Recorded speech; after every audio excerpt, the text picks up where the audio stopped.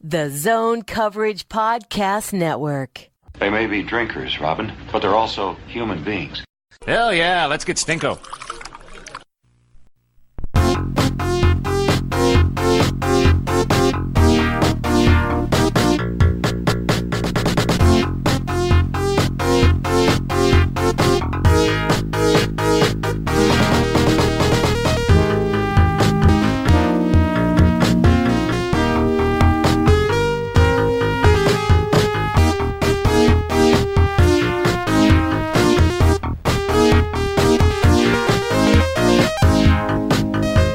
From the Twin Cities in Minnesota, which was formerly the state of hockey. That was stolen by Chicago, of course. This is the Giles and the Goalie podcast. I am your host, Giles Farrell. Across from me is Ben Remington. Hello. Ben, did you enjoy trade deadline day?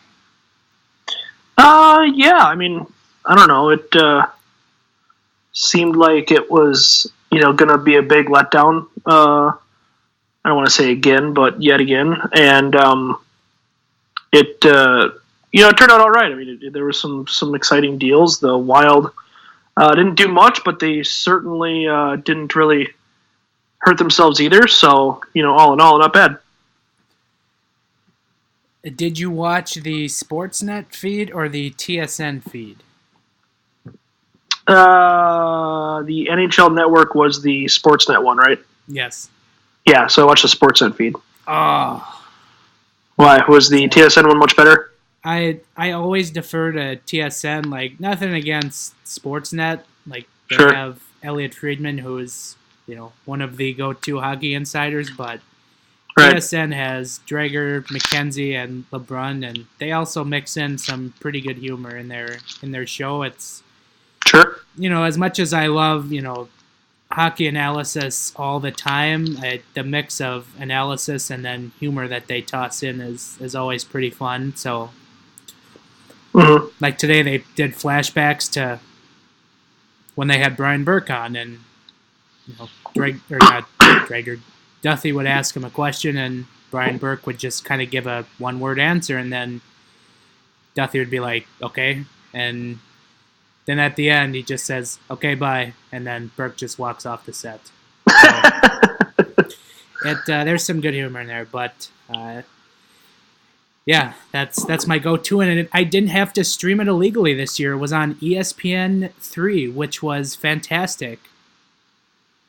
Yeah, I heard about that. I should have switched to that just to kind of diversify my coverage a little bit, but I didn't hear about that until like minutes before the deadline, so I was was kind of watching the TSN or the NHL Network coverage before that. The first 20 minutes of the simulcast on ESPN3 this morning was done with no audio. So the feed came on, you could see the insiders talking, but you couldn't hear a word of what they were saying. And for the 5 people who were awake at that time watching it, everyone was going nuts about, oh, this is exactly the kind of quality ESPN gives. Oh, of course. Just wait for when the NBC deal expires and they go back to ESPN. Yeah, I gotta wonder about that. ESPN has maybe done a little bit to ramp up their hockey coverage. Obviously the hiring of Greg Wyshynski was a big deal, but that was also after they pretty much cleaned house. So It's really tough to kind of gauge where their interest actually is. More and more, that network is becoming the NBA/NFL network. So I don't know that ESPN even is going to make a play for hockey unless it's super cheap. And I got to think that NBC is relatively happy with having hockey, despite the whole Olympic debacle. I told somebody on Twitter today, I think the writing is on the wall that ESPN is going to get the NHL back when the deal is up. Yeah. Basically because when the World Cup of Hockey television rights were basically bid on by only ESPN, NBC never got a whiff of it. And basically, to me, that said, yeah, they want to get back into bed with ESPN. And interesting. That's a good point. I didn't think of that. The coverage of the World Cup of Hockey was great. Like the ads on the boards that were CGI, not actual ads, were were interesting, and then I enjoyed the Hull-Chelios dynamic in the Yes. intermission booth. So that's something to look forward to after the next lockout. Yeah, I mean, as much as we complain about ESPN's lack of hockey coverage, and there is lots to complain about there, I think the silver lining there would be that the cast of characters outside of Doc on NBC are pretty bad. Like, they don't, I mean, we know of the really, really bad ones, right? We know Roenick, we know Milbury, we know Pierre. I mean, Pierre's not bad, he's just Pierre. But, I think that's, kind of a bonus where it's like, that'll be kind of nice to get away from that. If it does happen, it'll be kind of nice if they, move to ESPN and we get some fresh blood, as it were, and somehow, some way find a way for Doc Emmerich to still call regular hockey games. As much as I want Doc to go on, if that happens, I think once that deal is up, he'll probably retire because he's getting up there in age. So That's fair. But, all right, we can go on and on about ESPN and NBC, but hey, we have a lot to talk about in the Minnesota Wild world. Beginning with recaps from the last week. The Minnesota Wild played 4 games in the last week, 3 of which came on the road consecutively. And guess what? The Minnesota Wild, a porous road team, won every single game through the tri-state area. Yeah, well, I was just thinking about this. When was the last time we had a show where we covered 4 games that the Wild won all of them? I mean, it probably happened last December, but I don't even know if they played 4 games in a week last December. So this is rarefied air. Either that or that stretch when they first acquired Dubnyk, and we probably lost a podcast in there, but that's very true. No, on Monday, President's Day, Minnesota Wild defeat the New York Islanders 5-3 at Barclays Center, which will soon be the forgotten Barclays Center in the New York Islanders' history. Joel Eriksson Ek gets off the scoring drought of what felt like an eternity. He finally made his trip through the desert. He scores a goal. Matt Cullen, Jason Zucker, Tyler Ennis, and then Jason Zucker again are your goal scorers. Yeah, it was great for Eriksson Ek to get off the schneid. He needed that goal like no one else. I think, and then he ended up scoring in another game. So maybe we can see some offensive production out of him now. Maybe that monkey's off his back a little bit. I think he was squeezing the stick a little bit too. And if he can get some consistently decent line mates, which they did a good job of jettisoning one of his boat anchor line mates earlier this week. So if he can get some consistently good line mates, I think we'll see it. You could say it was a jewel of a goal. Oh my God. Well, even Jamie's shaking her head at me. That's not good. That's the appropriate response. Wild had a couple of days off in New York. Everybody got to visit Times Square, all the sites and whatnot, blah, blah, blah. Then they come back at New Jersey, the Prudential Center, the Rock. Mm-hmm. Mm-hmm. And they win 4-2 on Thursday evening. In a game in which the Wild come from behind, Taylor Hall gets the Devils on the board early. Devils score again, but goals from Mike Riley, who we'll get to later, Joel Eriksson Ek for the second game in a row, Chris Stewart, who we will get to later. There's a pattern here. And then Eric Stahl added an empty netter. And then to close out the road trip in the New York, New Jersey area, Wild go into Madison Square Garden, defeat the Rangers 4-1. The goal scorers were Granlund, Stahl again, and Granlund. Devin Dubnyk makes 22 saves in the win. So not a bad road trip. 6 out of 6 points. No overtimes on the road trip either. I found that to be quite fascinating. And then Minnesota Wild return home to XL Energy Center, and they almost have a good old-fashioned letdown after they fall down 2-0 in the second period. And then Matt Cullen gets the Wild going with a goal late in the second period, and then Eric Stahl with his 30th goal of the season. We will get to that later as well. And then Jared Spurgeon wins it in overtime on a great back and forth between him and Zucker. So, that was an incredible goal. It was a lot of fun to watch. I'm more of a very objective observer of the Wild at this point. I've made that kind of clear.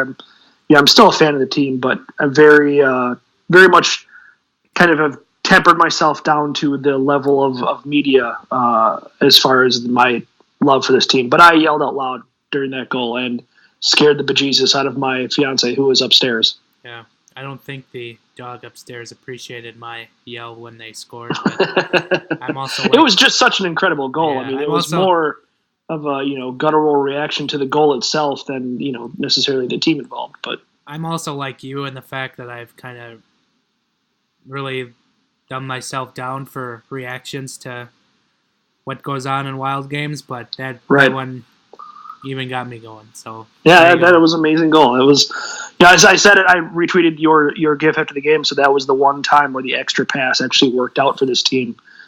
You certainly don't want to encourage those kind of habits, but they made the extra pass, which normally makes us all pull our hair out, but it worked out beautifully. Yep. So the Wild win the week. They go a perfect 4-0 as they only have the one overtime game, as we said. So as we sit here on Monday evening, the Minnesota Wild sit third in the Western Conference Central Division behind the Nashville Predators and the Winnipeg Jets, who we are, of course, going to get to in a little bit as well. But the Minnesota Wild have 77 points here in their 62 games. They got 20 games left. But they trail the Jets by 6 points and the Predators by 8 points. And they are now 3 points clear of the Dallas Stars for the top wildcard spot and 4 points clear of the Calgary Flames. And they are 5 clear of the 9th place Swoonin' Yos. So there is your standings update. And just a quick sidebar, my God, were the Blues atrocious when I watched them on Sunday afternoon. Good Lord. Yeah, I caught a very little bit of that game, but man, does that look unfortunately familiar. A team where the goaltending has basically just given out, not helped at all by the play in front of it. I think that the goaltending was, the chief culprit of many of the Mike Yeo swoons here. But at the same time, I feel like a lot of the times the team in front of the goaltending was, at least partially to blame for that. So certainly familiar feelings if you're someone who has followed the Wild and the Blues, and similarly hilarious for those of us who watched Mike Yeo leave. Before we get to the news of the week, I forgot to put this at the beginning because I don't know how to read my own notes. A quick promo. We are on SoundCloud. Do check us out there if that is how you listen to podcasts. Search Giles and the Goalie. We have a YouTube channel. Also go there. Search Giles and the Goalie. We do game previews and game recaps. You can see Ben in such exotic locations like San Jose, what have you. You can see me in my own home. And then we also are on iTunes. You can go find Giles and the Goalie, and if you listen on iTunes, do subscribe and drop us a rating. We do like those very much. Helps promote the show. Yes. Okay, news of the week. Really nothing until here in the last couple of days. On Sunday, Minnesota Wild put forward Chris Stewart on waivers as the Wild were reportedly aggressively trying to shop him via trade. They could not get anyone to bite. So they tried to expedite the process to get Chris Stewart more playing time as he had been scratched in 10 out of the last 13 games before being put on waivers. So they put him on waivers just to hope to get somebody to bite on picking him up. And as we saw the next day, the Calgary Flames did so. And this was seemingly a very unpopular move on Twitter.com. I saw. I unfortunately looked at the Facebook posting of that. Actually, I shouldn't say I looked at it on purpose. That's dangerous. I had a friend tag me on it and kind of share his lament. And I've got a few friends that share their lament with me via text message. And I certainly understand he's a fan favorite. I understand that he seemed like a likable guy. He was obviously a very likable guy in the locker room, and I'm not discounting that whatsoever. But this team kind of really needed this move.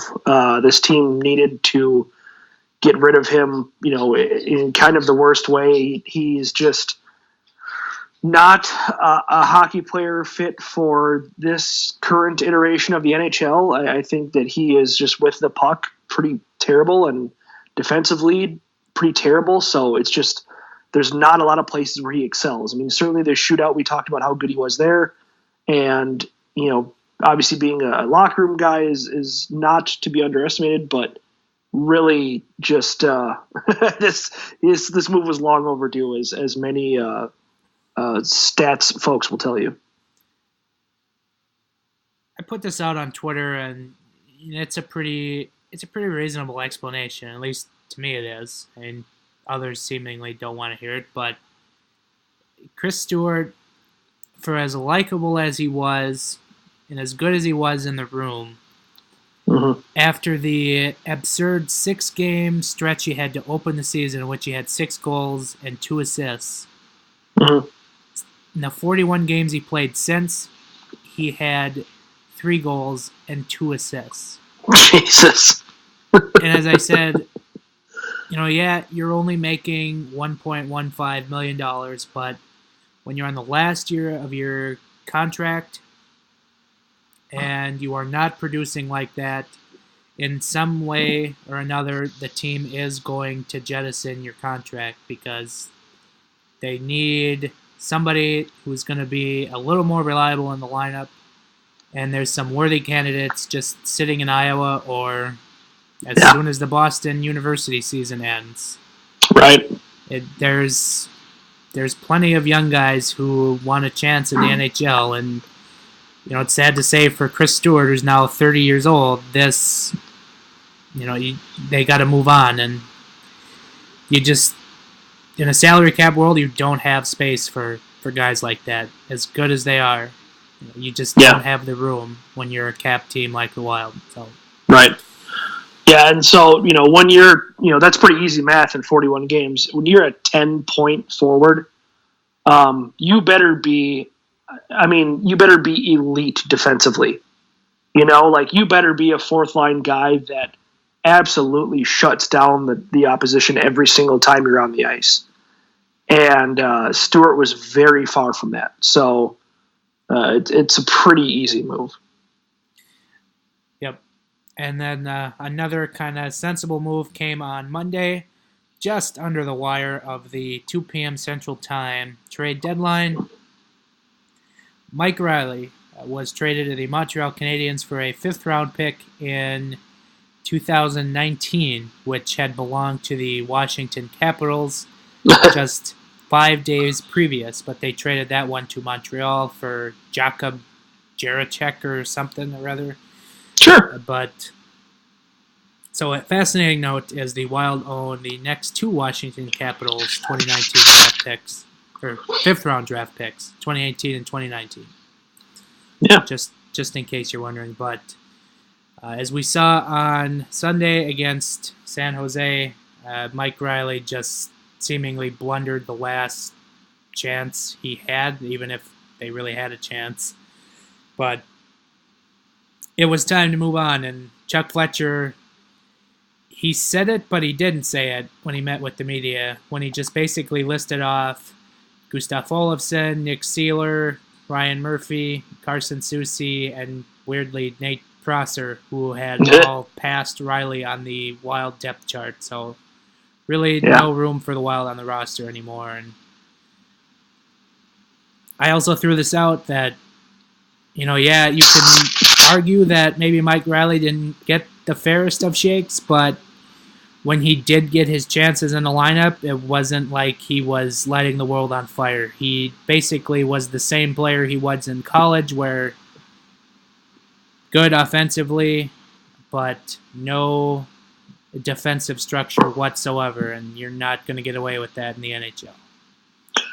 Yeah, I think you're absolutely right about that. So it just was it was unfortunate. You certainly want Riley, a local kid, a Gopher kid, to succeed, and I think I think he did get a pretty fair shake. I don't know how much more time they could have given him to develop. I mean, he, as he said, he was what he was, and I think that there was a lot that came out today. Chuck Fletcher saying that he deserved a fresh start somewhere else, and I think that's fair. I think that's not a bad thing to do that to players sometimes.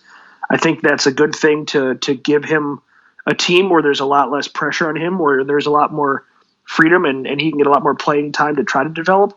But the Wild just didn't have that for him. They don't have the kind of time just to give him to go out there and kind of screw up. We saw the game on Sunday night, and woof, it wouldn't surprise me if that game alone dropped his trade value, because he just was all over the place and not in a good way. Yeah, obviously Montreal could use a younger defenseman who maybe has a little bit of upside, but right. Yeah, it was time to move on, and there's another move that seemingly wasn't overly popular on the old Twitter.com, because Mike Riley, one of us, former Gopher, one of us. It was time, and there's not much more you can really say. I mean, it just didn't work out. You got to accept that and move on. It's like, realistically, at this point, who do you want in the lineup right now? If you had to pick two between Gustav Olofsson, Nick Seeler, and Mike Riley, 10 out of 10 times it is chosen Gustav Olofsson and Nick Seeler. Yeah. And also Jonas Brodin is due back this week as well. So it's like that. I mean, they have so many left shot defensemen that he was as little of a chance as he was getting recently, because of how well Nick Seeler has been playing. He was going to get no chance once Jonas Brodin came back. And even more so, like that. That's even more of a reason that he, needed to go somewhere else to get some playing time, because you're to the point where you couldn't send him down to Iowa without waivers, which he would have been claimed because he wouldn't take him for free. So it was time. It was time for him to move on. It was time for the Wild to move on. It certainly sucks it didn't work out better, but I think that considering they got him for free basically as a college free agent. I don't think you can be too upset about it. That was the extent of the Wild moves on Monday prior to the trade deadline. Chris Stewart getting claimed and Mike Riley getting moved just under the wire. And no other moves, as Chuck Fletcher said. It just wasn't the right time to make any major moves, and he wants to give this team, as it is, a shot to continue their hot play. And as I've said time and time again, that is the absolute correct thing for them to do. I'm going to write more of a column-y piece on Zone Coverage Tuesday that echoes that exact thing. And, not to bash the Martin Hanzal trade, because I still thought that was the right move to make. Maybe not Ryan White, but Martin Hanzal, yes. I'll die on that hill. But just with the ridiculous prices that people were throwing around for rentals this year, the Wild were better off just doing what they did, which was pretty minor. Yeah, I would agree. And we saw it. I mean, Ryan Hartman gets dealt for a first and a fourth. And, he's nothing special. He's of a similar ilk to Martin Hanzal, rather. Him too. Yeah, him too.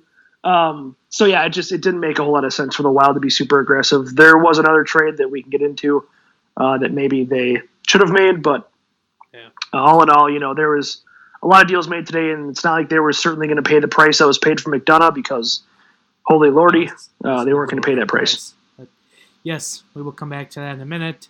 Some other Minnesota Wild news. Very briefly, did you catch the Friedman rumor on Saturday that was basically Max Pacioretty from the Montreal Canadiens for Charlie Coyle plus an unknown element, to which the Wild backed away from those discussions?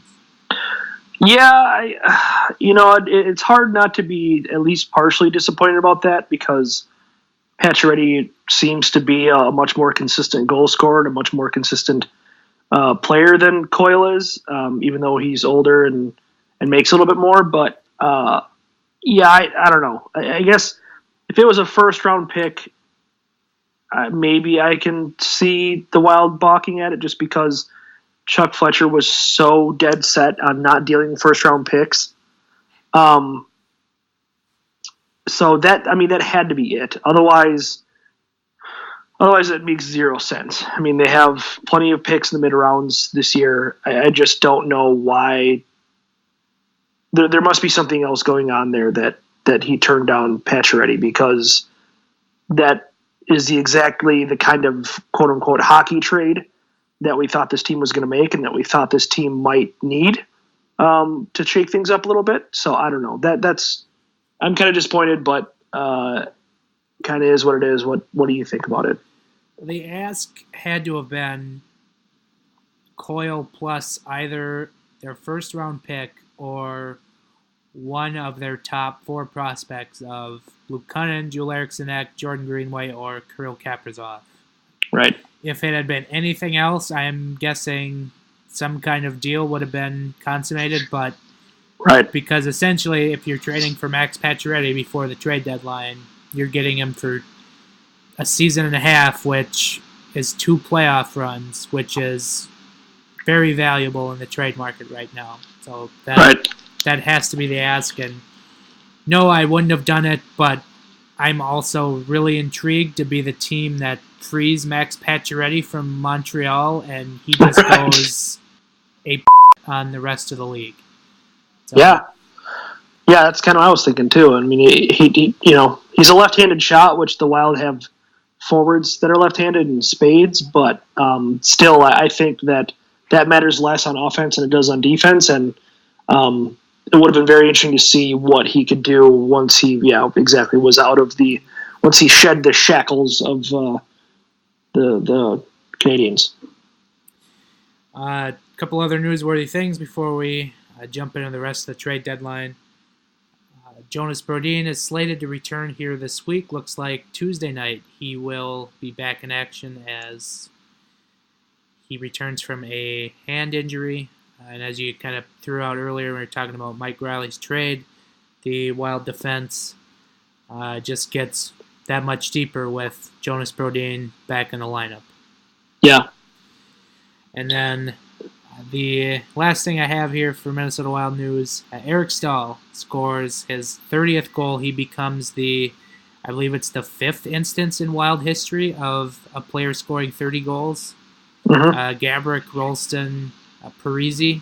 I know Gaborik, Rolston a couple of times. Pominville. Yeah, Pominville. Weird how that guy kind of got forgotten. And he was aptly named the NHL's first star of the week for last week, as it was quite a week for him. I think, he had 5 goals? Does that sound right? God, yeah, it was close to that. He had a monster week. Let's see. 4 goals, 3 assists in 4 games. Okay. And he registered his 900th point in the win over New Jersey. Right.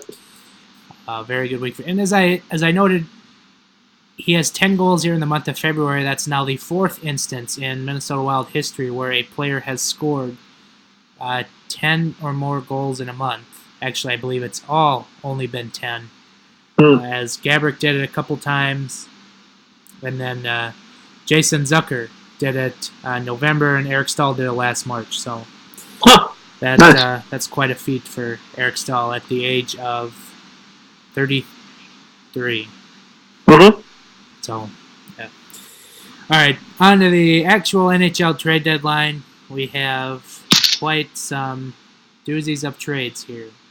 The first of which I have written down is good old boy Ryan McDonough, straight out of Cretin-Derham Hall High School.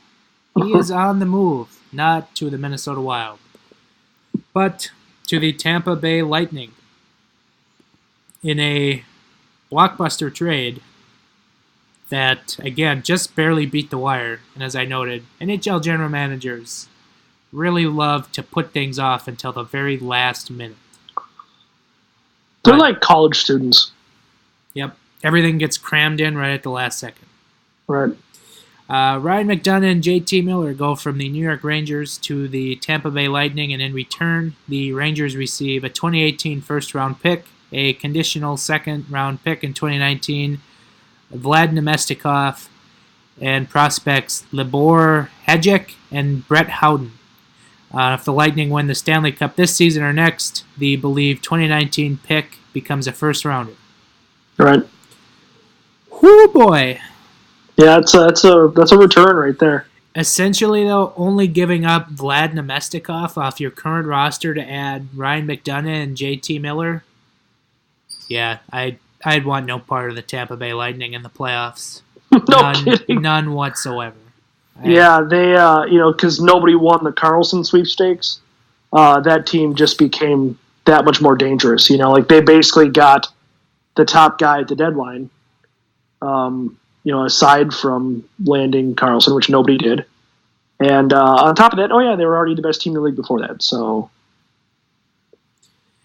and as we saw, the Vegas Golden Knights were the team who came closest to Erik Karlsson, as they made a strong push, but obviously not good enough.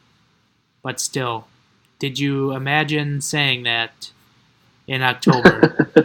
Well, thanks to all the stupid general managers around the league, they have plenty of assets to deal, right? So yeah, that's true. They ended up getting Thomas Tatar with some of the boatload of draft picks that they got. So props to them. Yeah, it must be nice to dig into your treasure chest of draft picks and just go, here, and it's like nothing. You're barely going to lose anything. The funny thing is they give up their own first-round draft pick for next year, which, who at the beginning of the season, I mean, obviously nobody saw their success coming either, but, getting the Vegas Golden Knights 2018 first-round draft pick, that would have been worth – I can't even imagine what that would have been worth, just a few months ago. And now it's very obviously going to be a very late pick. I think they have another first round pick this year. I know. Oh yeah. I think it's let me double check. I think they got the Islanders. No, they don't. They don't have a first round pick. That was their only first round pick this year. Wow. Oh yeah, they've got. They didn't. I could have sworn they got a first round pick during the expansion draft. I think deal it already? I think they got them all in the last year's draft. I think all the first round picks they accumulated were for last year. Suppose. Okay. Which teams were more willing to give up because it was a weaker draft. So sure. Teams are a little less apt to do that this year, although I guess maybe not when 5 first round picks exchanged hands today. Right. So, speaking of that, we go to the next trade, which kind of came a little bit out of left field as the Swoonin' Blues made a huge sale today, trading forward and free agent to be Paul Stastny to the division rival Winnipeg Jets. In exchange, the St. Louis Blues get a 2018 first-round pick and a fourth-round pick in 2020 and forward prospect Eric Foley. St. Louis also retaining half of Stastny's salary this season. Right. Yeah, this deal, wow. It says so many things. It says that how legit the Jets are. Obviously Stastny waived his no trade clause to join the Jets, and I guess Blake Wheeler was a big part of that. But and it also says a lot about the Blues. Like, what in the world are the Blues doing? They just literally fell out of the top 3. And granted, they're swooning hard. They're doing what a Mike Yeo team does, but it's perplexing. They're 1 point out of the playoffs, and it's only one player, but what it says kind of speaks volumes. Yeah, that's what I kind of threw out on Twitter. I was like, did the Blues just kind of put up a white flag on the season? And maybe they did, but maybe they also just didn't think Paul Stastny was that overly critical, and maybe a trade like this has a a jolt or a kick in the rear that this team kind of needs. So I guess we'll kind of see what happens, because we know how much trades need to happen to shoot up a Mike Yeo team in the arm. Well, and also, I mean, this is a team that traded Kevin Shattenkirk last season and still made the playoffs. So, it's not like they haven't sold and still made the playoffs before. It's entirely possible, but it still is kind of a little bit of a head-scratching move. Yeah. I guess good for them. It probably also means Paul Stastny not going to return to the Blues. So, right. Yeah. Next trade on the big deadline day, as I have written down here in my notes, it says, "Poor Tom." And that, of course, is referring to our old friend Thomas Vanek, who gets traded from the Vancouver Canucks to the Columbus Blue Jackets to get him paired with such offensively minded coach John Tortorella. And in return, the Vancouver Canucks are getting Tyler Mott and Jussi Jokinen. No draft picks move in this deal, so that's pretty much a win for the Columbus Blue Jackets. Yeah, that sounds like a Jim Benning trade right there.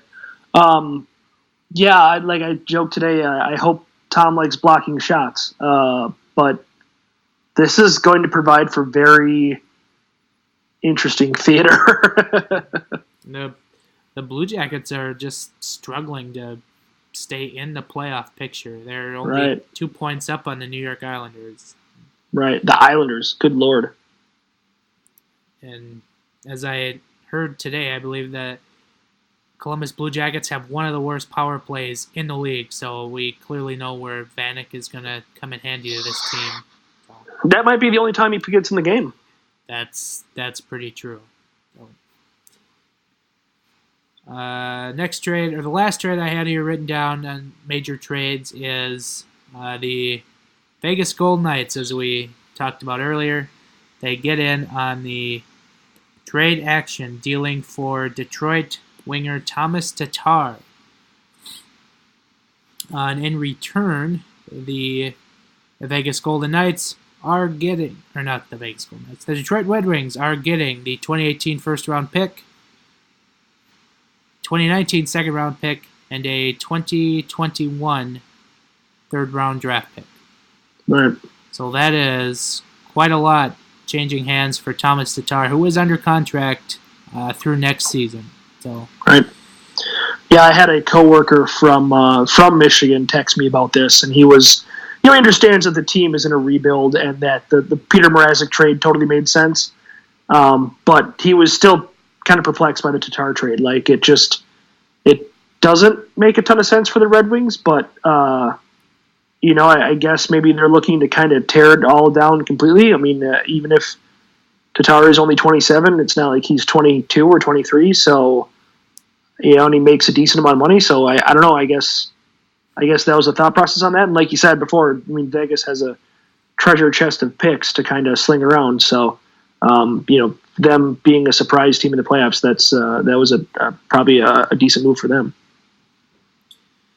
Now comes time for the cliched winners and losers of the NHL trade deadline. What did you have jotted down for some big winners here today? The winners, Lightning have to be one of them because they're really pushing their chips in, and that's a team that just got better and better. McDonough was kind of one of the prizes of the market. But I think by the same token, the Rangers, did well for themselves. They sold a lot.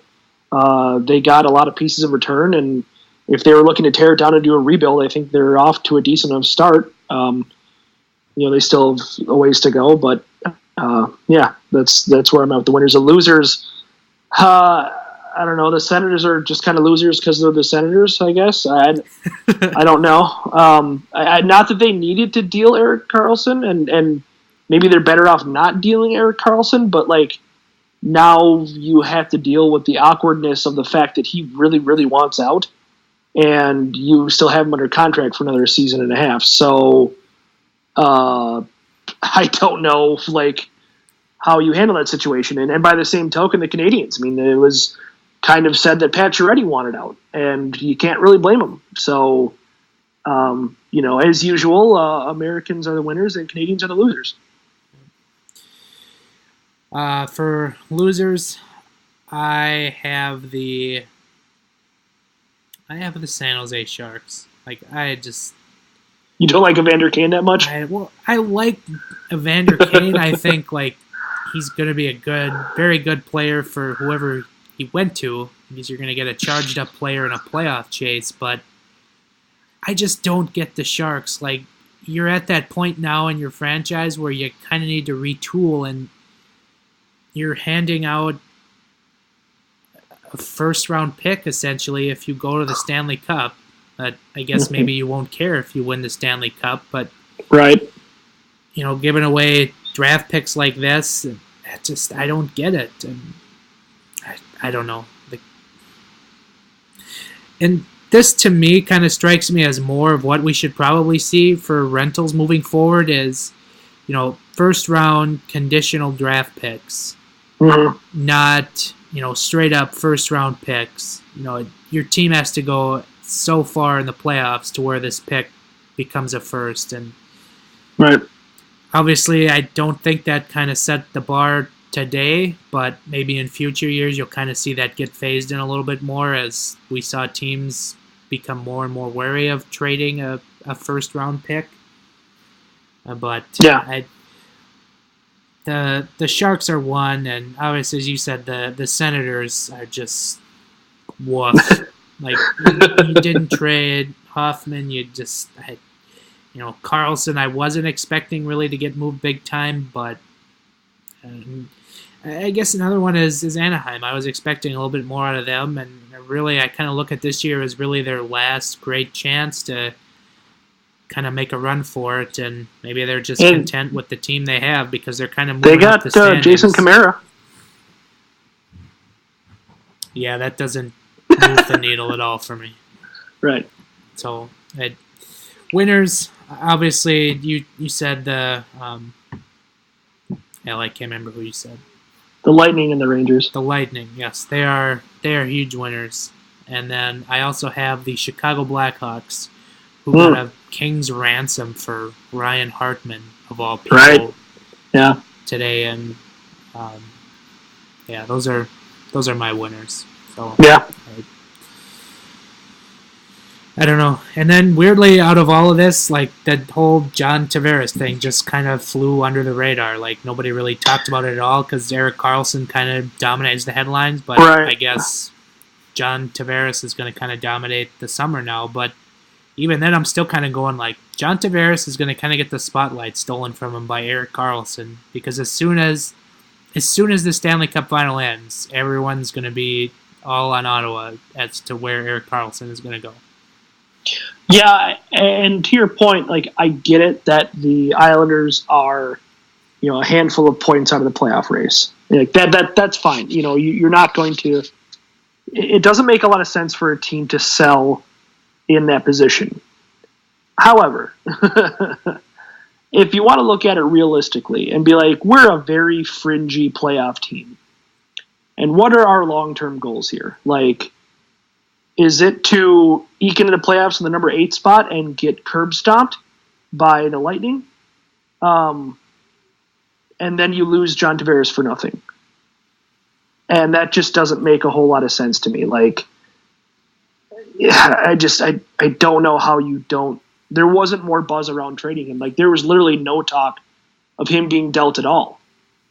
And that just doesn't make a lot of sense to me. Like, at least explore it, I mean, talk about a king's ransom. Imagine what you would get for a rental of John Tavares.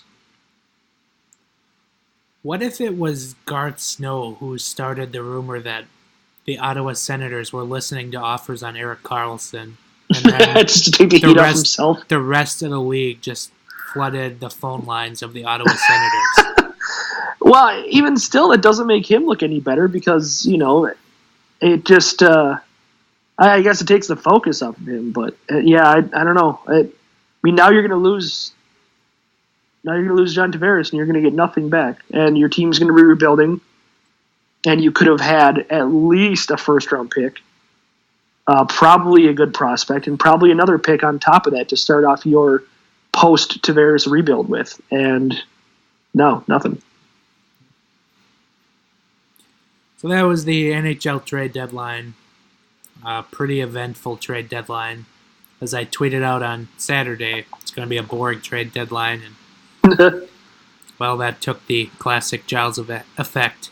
So I think, just to kind of wrap it up from a Wild perspective, I think that, their odds of making the playoffs maybe got better with the Stastny trade alone.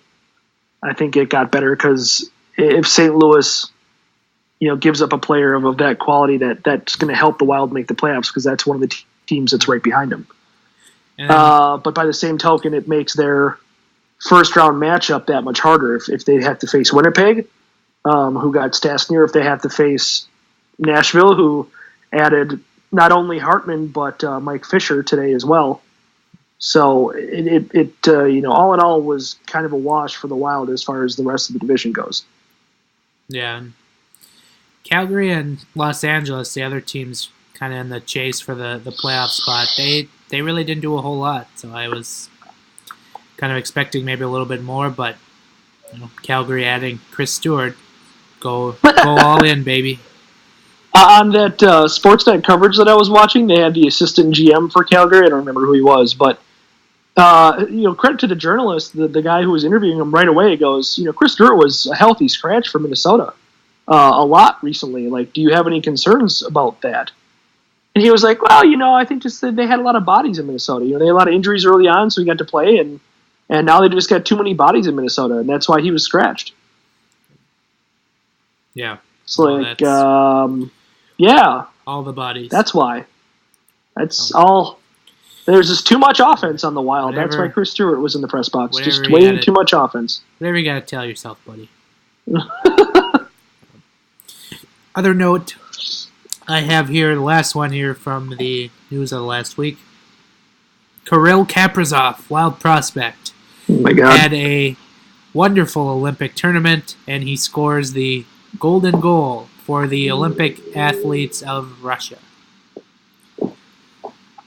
Yep. That was after assisting in all of their 3 goals before that. Yeah, he had a pretty good gold medal game. Yeah. Did you know he's a wild? Bad. Did you know he's a Wild prospect? Yeah, talk about twisting the knife. I tweeted that I tweeted before he even scored the goal. I said he was going to score the game-winning goal, just to twist the knife, and sure as hell he did. And more reaffirmation that they won't have him until 2020.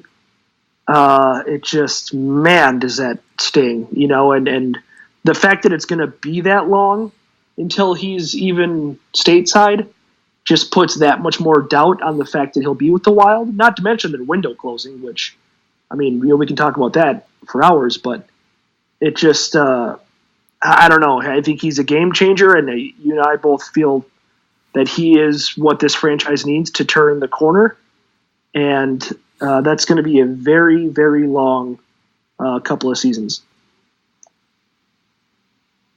I don't know if the Wild will be at the end of their window.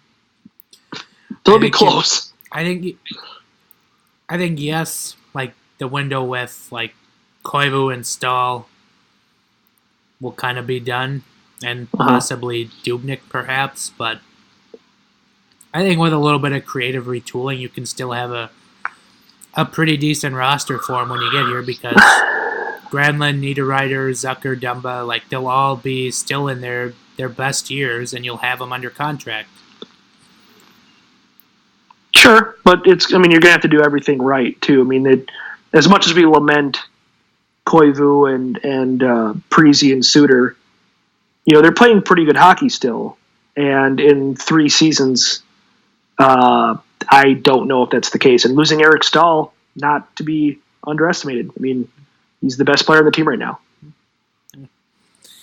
I guess we'll see. Week ahead for the Minnesota Wild. They are home Tuesday night against the Swoonin' Blues. So expect the Minnesota Wild to get smoked. Because why not? And then after a couple days off, they go out to Arizona on Thursday. So that's just one day off. I can't count. They go out to Arizona. Then the next night, they are in Colorado for a big matchup with the Avalanche.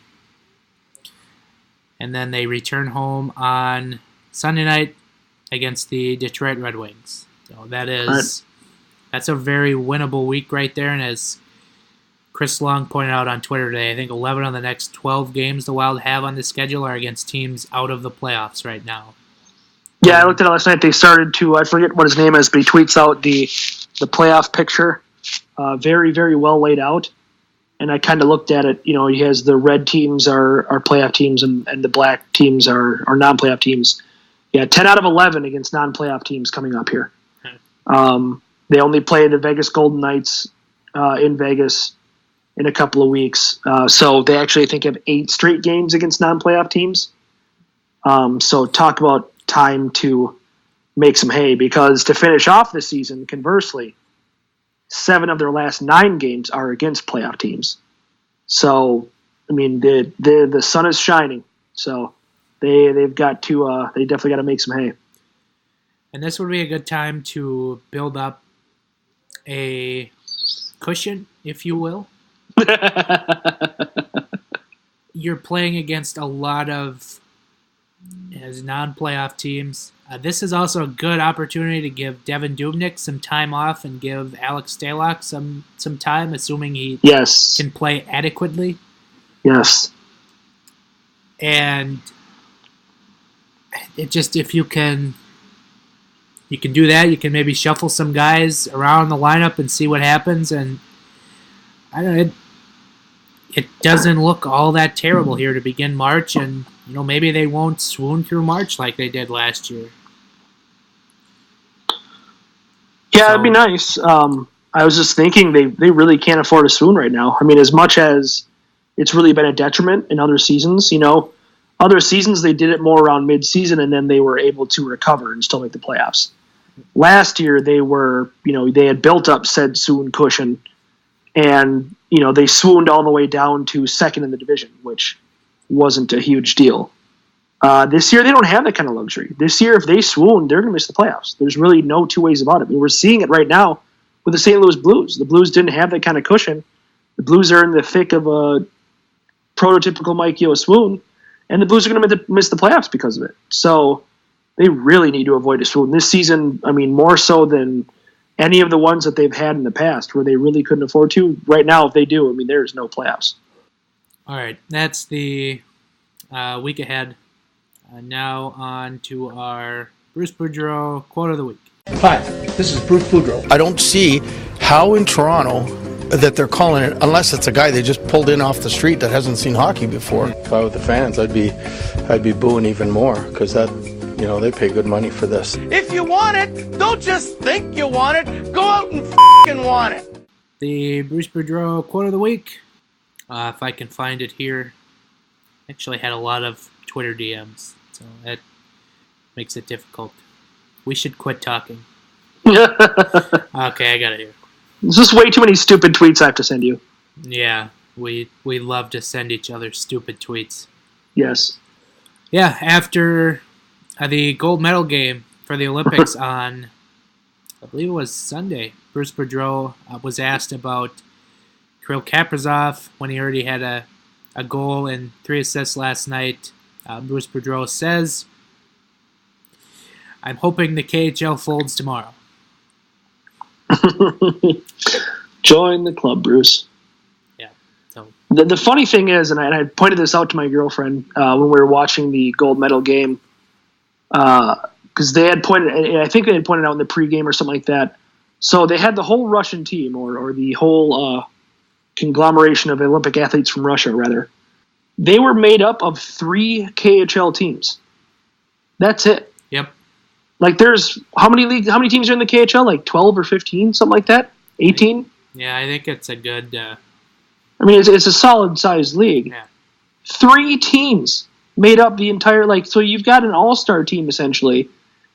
Like, that's the level of corruption and the level of, like, just, like, you think the Yankees are bad? You know, St. Petersburg and CSKA Moscow, I mean, they're like the Yankees and Red Sox on more steroids than the late 90s in baseball could ever handle. And so that's, like, the unfortunate side of this is that, well, that league isn't folding, and it just kind of really gives you a peek into how corrupt that system really is, that Kirill Kaprizov, who is an incredible talent, takes a day off every once in a while just because they have so many players on that team that are so good that they can just bench, you know, an elite player like Kaprizov. Sorry, Kaprizov. Yep, there was your Bruce Boudreau quote of the week. Now we move to our weekly wager. What's your bet, sir? Ah, yes, the bet. Okay, what the hell? It makes very little sense to bet when you cannot win. Huh. Do we have a weekly wager this week? No, we didn't have one last week. And I don't have one off the top of my head this week. And I am not able to eat ketchup chips from here. It's here. I have it. I know. I know. I'm painfully aware. Jamie walked in the room and saw it, and she goes, "You got family size?" I said that was the only thing I could get. And to make sure it's authentic, the bag is in French. Yes. I'll have to take that with me on one of my trips. We'll see. I guess since we did this over... Is the Big Ten tournament for hockey? Yeah. Gophers play at Penn State. Not on TV, of course. Oh, yeah, that's right. Why would it be on TV? Remember when they were going to, have better TV coverage by moving to the Big Ten? Doesn't the Big Ten have their own channel? Yep. Okay, and their hockey tournament isn't on there? Something else. Okay. You can't tell, but I've been making the wanking motion for the last 2 minutes. So we get to watch a recap of Michigan's football season instead of hockey tournament games? Yes. It draws in better ratings. Who would have thought? Well, I mean, there's a lot of dumb people in Michigan, I guess. You know who was really dumb? Barry Alvarez. Well, I will. I'll be willing to bet on Penn State if you're. Wow. All right. Or if you would rather prefer, I will bet on the Gophers since we're both Gopher fans. I'll take the Gophers on the road. Okay. So. And I hope you have your list of 10 things about Iowa handy. Yeah, it's there. Okay. And I don't know what I would do, but you'll come up with something. Yeah, if the Gophers win, what's something you really hate? Why do you hate the Vikings thing? So I know. It should almost just make you write out a list of like lovable Paul Allen quality. Oh my God! I can't. No, I'm not doing it. That's yeah, too there's a line. There's difficult and there's impossible. There's Giles. a line that crosses the line. Could do a list as well.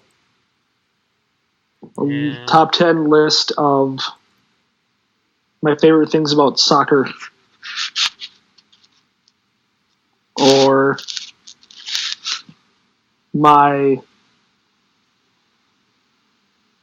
people shouldn't watch wrestling. There you go. Why people shouldn't watch wrestling. Okay. You can make a list of 10 on that. All right, I can do that. So there you go. There's your weekly wager. Go Gophers. All right. Yep. Before we get to jerseys, we almost forgot to open up the mailbag. So we will do so now. We open up the Giles and the Goalie podcast mailbag. First question we get is, wait for it. Oh God, hit the wrong button. Oh boy. From Ethan Hofflin. jersey segment question. I guess we can quick tackle it here before we dive into jerseys. What is the most underrated, unheralded jersey in NHL history? I really like the Washington Capitals Screaming Eagle. Yeah, I think that's a good underrated one. Underrated. Yeah, I'm going to say underrated. I think I might go with the Forum Blues of the Kings. I think a lot of people talk about the Gretzky era sweaters, which were amazing, and I'm taking nothing away from those. As they should. But the early sweaters for the Kings were not bad. I think they were pretty solid. They had a good local color scheme going there before they got all Raiders'd out. And, it was a simple logo and it was a simple design, and it was a good classic look that I think they could have, updated and tweaked. But I think it's one that you never hear about being a good jersey. Yep. I'm going to go with the Calgary Flames home uniform before the Reebok Edge took effect. Yes. So it was the predominantly red jersey, and it was the last few years of Coho and CCM. Right. Where it was pretty much red and just had black and gold trim. It was a really good look and had the black C crest. Right. And then once the Reebok Edge kind of kicked in, everyone kind of forgot about it, and then it kind of became a little more hideous. So yes, as everything did when Reebok took over. So that's one I have, and I don't know. I feel like they aren't underrated, but essentially the Yager era Penguins jersey with the vertical letters, kind of like the diagonal letters, rather. No, the gray and yellow stripe. Oh, sure, yeah. With the Penguin logo up front. Yeah, that's a pretty solid one. Yep. I did like the diagonal letters for what it's worth too. Yeah, I thought that was a those good were look. Good too. I did like the jerseys you're talking about too. I shouldn't, because it has the penguin on the shoulders. I should probably say that one's probably better. But, yeah. So, there you go. As I replied to him, I said we could probably just do a special show on this question alone. So one of the many. Let's move it right along. How soon will we see a Tom Vanek Columbus jersey in St. Paul from Graham Young? What's Do Wild even play Columbus? No. No, I think he means through a spectator. Oh, well, I mean, I could make that because I don't think that I don't know if Columbus returns here, do they? No. And I think they already played here once. So basically, how long until you or Dan buys one? Well, it'll probably be a while for me because I just cashed in on a Ice jersey sale in the last couple weeks, so I should probably take it easy. But yeah, that jersey will probably at some point come in this house. So it's a shame they don't have better jerseys. The Cannon just needs to be. Yeah, remember they were one of our disappointing. Teams. Maybe if he resigns there and they change your jerseys for next year, that would be nice. Yeah. Next question is from Ethan Hofflin. Has the Wild's improved play in the last few months given you reason to be optimistic about their chances of a prolonged playoff run? Well, I mean, I wrote an article a couple weeks ago after kind of a crushing defeat that you really can't trust this team. And I think that's no more true than it is right now, seeing as how they're playing well. I still don't think there's reasons to trust this team. So, no, to be short. I won't believe it until I see it, I guess. I'd have more heightened expectations if the Wild were going to be in the Pacific Division portion of the playoff bracket. Right. But seeing how they're kind of giving themselves a cushion from the wild card spots and they're going to get matched up with either Winnipeg or Nashville, more likely Winnipeg, that just going through the Central Division portion of the bracket is just tough. And if if you're gonna have to play Winnipeg and then Nashville in the first 2 rounds, like I just don't know if I have confidence in the Wild to get out of the first 2 rounds. Yeah, and maybe there's certainly plenty of scenarios where they end up in the Western or in the Pacific bracket, like Nashville getting out in front of Vegas and the Wild falling the first wild card. Like, that's not out of the realm of possibility because Dallas is pretty close.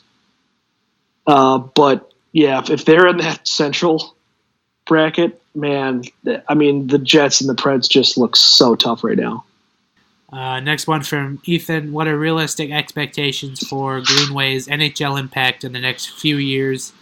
His poor play and stupid penalties during the Olympics have given me reservations. Well, I mean, he was also, the youngest guy on the ice by a million miles. So, I mean, playing up against washed-up former NHLers, I guess, is not, the best measure. But I don't know. I think that there's some talent there. I think that the Wild got a good steal on him in the second round, and I don't know that he's going to be, the giant tank goal scorer that we want him to be, but I don't know that there's a whole lot of reasons to be super disappointed or super, having low expectations just because of the Olympics. I mean, those Olympics were weird. They were just across the board weird. And so I really didn't take a whole lot away from them. The men's tournament really was not good until the gold medal game. Yeah, it was awful until then, in fact. As for Greenway, until you get him here and you give him the chance, you never really know. And, right. As you said, the Olympics are probably not a fair test to him, but I mean, as soon as Boston U season is over, let's get him here and give him the chance. He has a roster spot waiting for him, and right.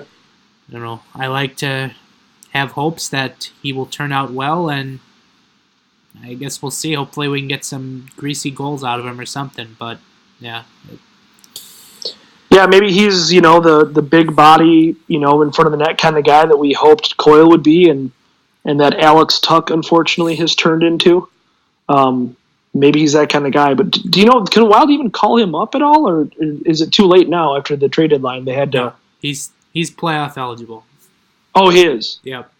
It's I believe, I have to look this up, but man, there's just a lot of technical gobbledygook in the collective that's where I was lost too. But I have heard that Greenway is playoff eligible, and it is pretty similar to what the Rangers did with Chris Kreider a few years back, where sure. He came right out of college, jumped in the Rangers lineup in the playoffs. And not even as a black ace, right? Right. Yeah. Okay. I was wondering about that. I thought that he could, but I wasn't sure. We got a lot of Greenway questions here. Kelly Riley, will Greenway play center with the Wild? I got to say he plays the wing. I think the Wild are set at center right now. Yeah, I don't think he plays center. I don't know that he's a center long-term anyway. I know BU has had him there, but I don't know. I guess I haven't seen him play enough at center to really know, but I don't know. I feel like he's probably more of a wing.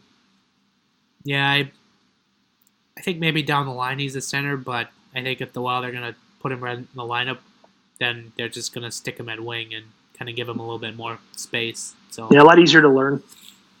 Serious Mashup asks, how much impact will Greenway bring? Well, I think he kind of makes your bottom six better when you're putting him at wing and everybody kind of slides down. And if you're taking a Marcus Foligno out who really isn't adding much to a lineup, then yeah, I think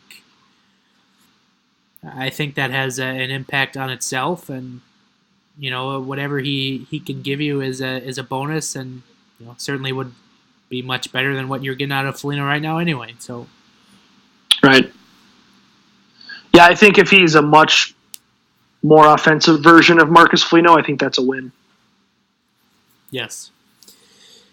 Ethan Offlin asks, who would you rather see called up, Sam Anis or Luke Cunnin? I mean, that's tough. That's a tough one. Yeah, I think Annis has certainly played his way up to it more. But I also think by the same token that it's really undeniable how much more talent Cunnin has. So, I don't know. I mean, yeah, I don't know. I think that you can go either way and really kind of just see how it goes. I mean, you've tried Cunnin a little bit. Maybe you try Annis now, and if it works out, great. If it doesn't, then you can go to Cunnin. I'm going to take the coward's answer out and say both. Yeah, I mean, it wouldn't be a bad thing to have him rotate in, you know? You've got the roster spots now, I think, so. Serious mashup. What's the deal with Yo in St. Louis? Yet another case of losing the room? Question. I don't know. That's just not a good team. And I think, remember at the beginning of the year, I said the Blues weren't a playoff team. And I think we're seeing that now. Like, I think they overachieved. I think you're right. And their goaltending, I mean, you know, Carter Hutton was unreal. And Jake Allen wasn't. And now, you know, they're both kind of coming back down to earth. So that's what happened there. It's weird how nobody wants to talk about Jake Allen being terrible because I think it's painful. Yeah. Makes you want to run for the liquor cabinet. That's the mailbag. Thank you to everyone for chiming in. Now on to jerseys. Here to start the third period. What team is this? It's not Team USA. Well, yes, it is. They've got on new uniforms. They're wearing the logo of the Duck. I've never seen this before. The jersey of the week is the St. Louis Blues. The Fightin' Yos. The Swoonin' Yos. Trying to imagine what a third jersey would look like. I'm so sad that they ditched the thirds from a couple years ago with kind of the darker blue and the circle logo. Yeah, the arch crest. That was a pretty good look because the jersey wasn't bad. The jersey itself was simple and the crest was unique. I mean, obviously the circle part of it not, but I don't know. You gave it a little St. Louis flair with the arch, and I don't know, that kind of a more underrated third logo. I thought it was kind of a blatant Wild ripoff, but I mean, it's not like the Wild are the first team to ever use a logo like that either. So I don't know. Right. A ripoff of the Wild red jerseys, that is. Man, I don't know if people really want to rip those off, but well, they did. Yeah. Them and Columbus did too. I don't know. I think if they do a third jersey, I don't know where they go at this point. I guess they could go with the darker blue and maybe resurrect that circle logo. And I've said this before. I think something that they haven't utilized that they should is the trumpet shoulder patch from their 90s jersey. I really thought that was a nice touch and gave the jersey it's a little more personality than just the note on the front. So I don't know, maybe something to that effect, maybe a modernization of that. I don't think it should be the crest logo, but throw that onto a Navy jersey, I guess. Maybe that's kind of my vision. Yeah. Maybe it's time they dip into the throwback bag a little bit and maybe find something all of the Ho era, like the 89 to 92 uniforms. Sure. I don't know. There's some good options there for St. Louis, and I think they could also go, they kind of had some fine striping on those jerseys where they mixed the red in, which wasn't necessarily a great idea, but it kind of was what it was. Similar to how Nashville played on the 6 guitar chords on their jerseys, I think the Blues could play with, some kind of music leisure, not, that exactly. I mean, we don't want like a treble clef on their jersey or anything, but I think they could play with that in their striping somehow. Right. Yeah. Oh, there's good options there, and I guess we'll see what they do if they do choose to go with a third jersey. They're seemingly maybe apt to just stick with what they have. It's certainly good luck. Yeah, entirely possible. All right. That can probably wrap up this podcast. Do you have any final thoughts? Well, Giles, Cheryl Reeve is on line 1, and she wants to know why you haven't brought up the U.S. women's hockey team. I don't know how to go with this here.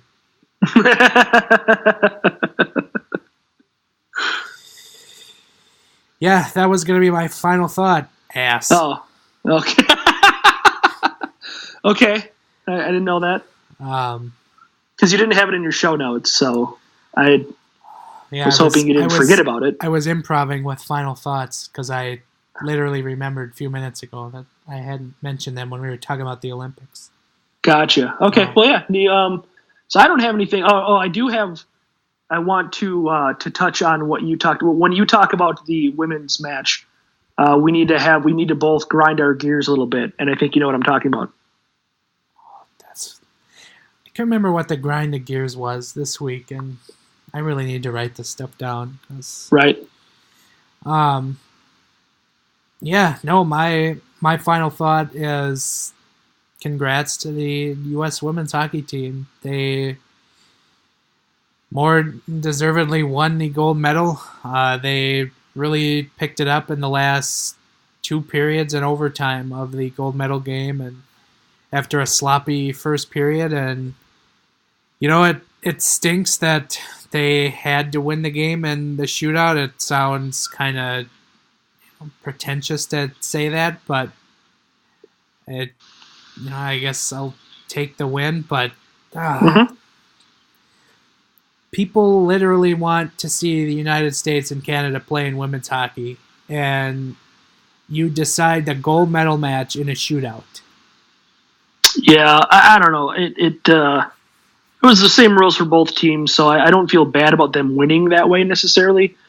But you're right. That overtime period, holy Christ, was that overtime period a fun period of hockey to watch.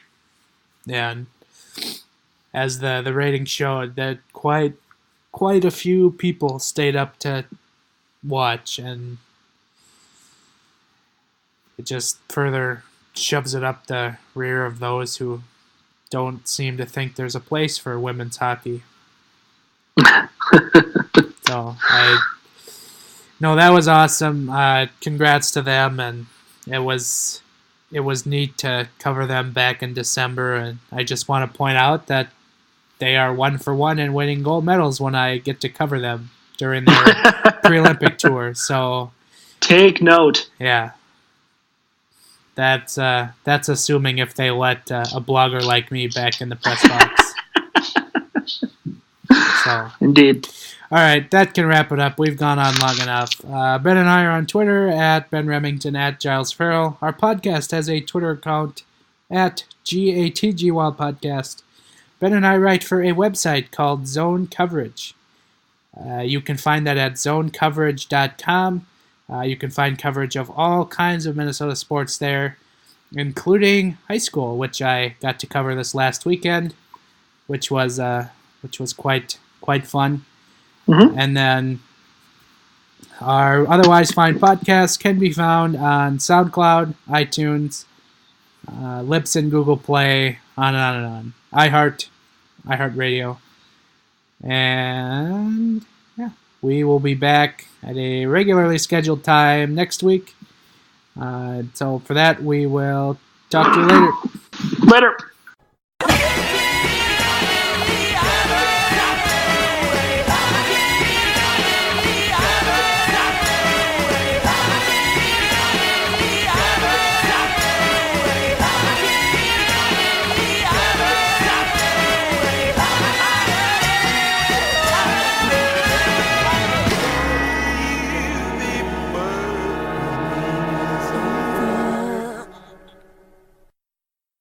It's not resiliency. You're making it sound like we're good. That's all. I'm done.